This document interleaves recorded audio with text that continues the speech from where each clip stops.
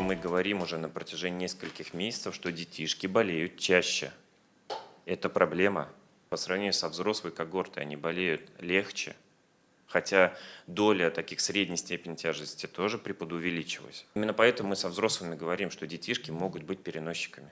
И поэтому, взрослые, пожалуйста, прививайтесь. Если ребеночек бегает и у него все хорошо, это не означает, что он не может болеть. Поскольку мы детей против новой коронавирусной инфекции не прививаем, как придет детская вакцина, обращаемся к родителям, к мамочкам. В первую очередь, конечно, нужно будет привить наших деток, потому что именно для гриппа, в отличие от новой коронавирусной инфекции, они группа риска, они подвержены.